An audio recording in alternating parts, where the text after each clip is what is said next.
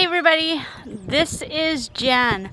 Welcome to the homestead and welcome to the channel. Glad to have you on this beautiful sunny day.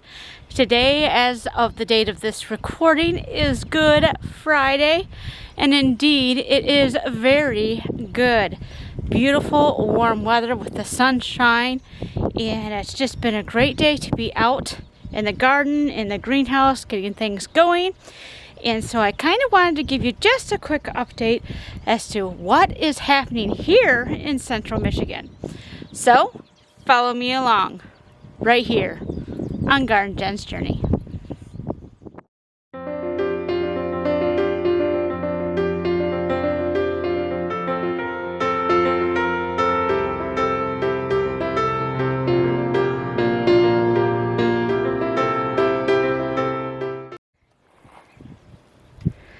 Alright, so our irises are still coming up.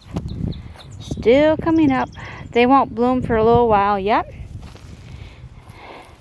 This is the brand new blue lavender rose. It's in the ground. Isn't she doing wonderful? But because it still gets pretty cold at night, at least for right now, I have this pot that I use to cover it to give it some protection from the frost. Our daffodils are definitely coming up. They are starting to put out their bloom pods as far as growing those bloom pods. So that's pretty good. And I have this all marked right now. That way I know where my daffodils are, the area they take up. Same with the irises. I'm actually going to put probably some landscaping timbers here. That way I can do stuff on the borders of the daffodils and irises, and I won't be disturbing these guys. When my husband rototilled last fall, I had told him anything from the stump this way, and I forgot that my daffodils were right here on this side of the stump, and so he found them when he was rototilling and immediately quit rototilling this spot. So I do have some daffodils that are kind of in some other spots because they got thrown by the rototiller.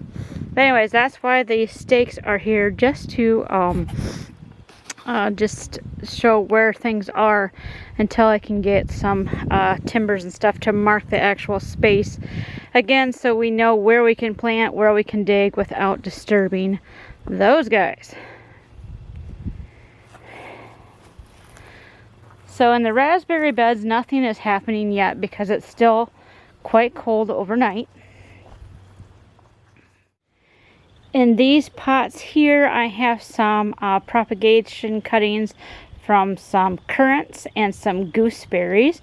They're sitting here right now in pots to try to get some roots going and things like that, because my garden area where these are going to be going in is still kind of underwater. I might show that to you guys in a little while. Alright, so I'm going to show you what these winter sown jugs are starting to look like. These are the cold weather crops that we're looking at right now. So I'm going to show you what some of them are starting to look like.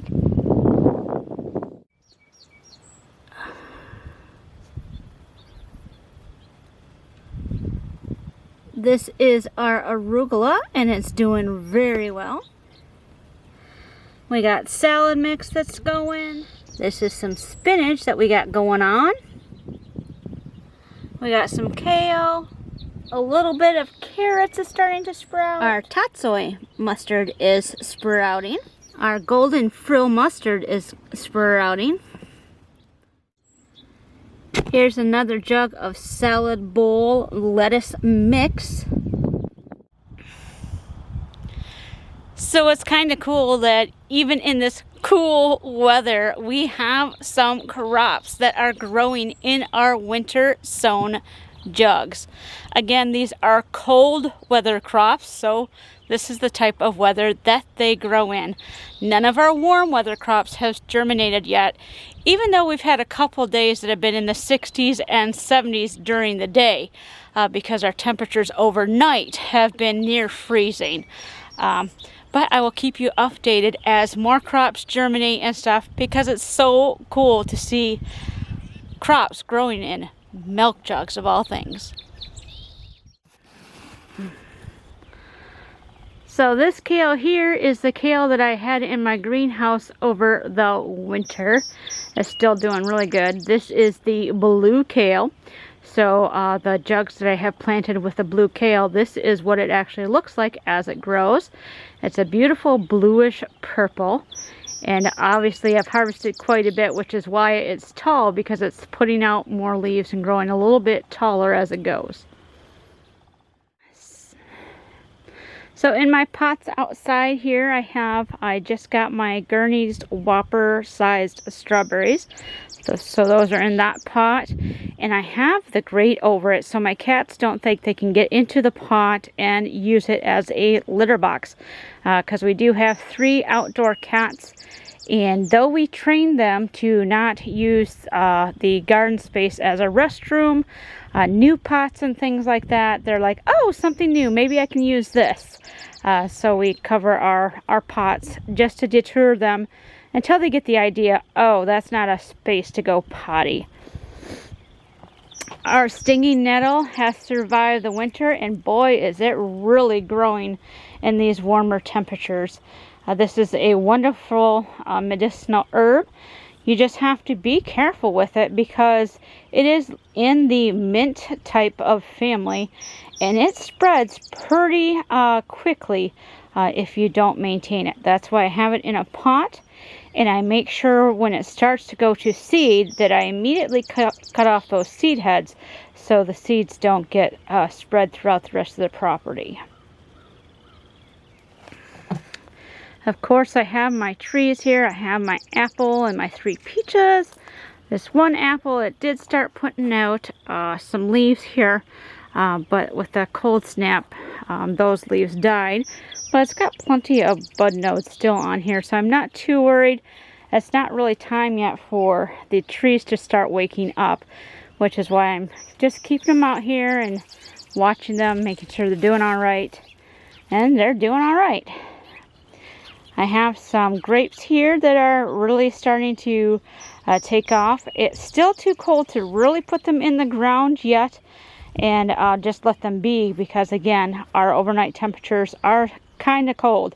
I might put them in the ground next week because our overnights are supposed to warm up into the 50s and 40s. So I might put them in the ground then. For now, these guys keep getting put back into the greenhouse overnight. I have these other pots here of some plants that I bought. I have some astilbe that's doing really good, and then I have a couple clematis here. This one is growing here. This one I have not seen any signs of life yet. I'm hoping I will, because it's supposed to be a nice contrast. I have the pink and then the purple that'll be used to grow up on our sign bed area. But these guys go inside overnight too, again, because it gets freezing temperatures at night. Alright, so it's kind of warm here in the greenhouse. I just had to open the door and let air out a little bit, because again, it's around 60 to 70 degrees during the day. And a very hot sunny day. So yeah, so this is what I've got going on in here. I have my blueberries that are in here. I don't think this guy is doing very well. Even though it's got a green stem, there's been no leaf out of it like these guys. So we'll see. But I have cannas that are in here getting ready to be transplanted, probably May. But they're sitting in here waking up. So I've got quite a few. You see the little green poking out. So we will see how they do. And then I have my tomatoes that I just transplanted that I was growing in a typical 10-20 tray. And then let's see, we have some eggplants here as well. Some marigolds and things like that. I'm kind of doing twofold here. I need to have some plants ready for the farmer's market, and even though in our area the general rule of thumb is not to plant anything until after Memorial Day, because we have frost, even sometimes into June. That will kill your very warm loving crops. But we have people who want to get things in the ground when it starts getting warm in May. So I have some crops that are a little bit older, like our tomatoes or eggplants. I have peppers I'll show you that's right behind me. They're pretty big. But it's for those folks who think they have to plant right away. So they're doing all right. Again, I don't really like to grow them this way. It just seems so foreign to me to grow things so early in the season, but it is what it is. And they are doing pretty good for the age that they are. Yeah, so exciting. We shall see how they do. These are my peppers, and peppers love heat. So these were one of the first things that I started growing. They're even bigger than my tomatoes, which is amazing because peppers usually are harder to sprout and germinate than tomatoes. But these guys are doing really good. I've already topped them, meaning I pinched off the very top growth point of most of these. There's some that they're still too young. That way they start bushing out a little bit more. But I'm very excited. We have Jimmy Nardellos, and then these are cayenne peppers. And so I'm really excited to see how well they are actually doing. Again, I have some more marigolds here. I have my roses that I'm propagating. The ones that aren't covered, pretty much not doing too well. And then I've got another one there that I'll probably do later. And here I have some lettuce going. It's red lettuce. And it looks like it's going to need to be watered. With it being so warm in here, it dries up pretty quickly. Which is why you'll see people go in their greenhouses 2-3 times a day when it's warmer. Because the warmth evaporates the moisture in the pots. My comfrey is starting to wake up and put out new growth.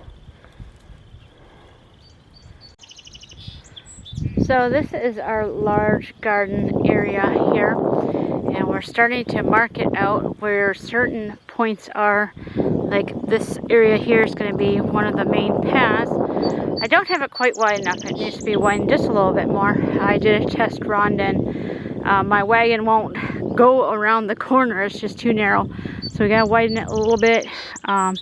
Starting to set in place the trellises for my bean tunnel. That'll be right in that spot there.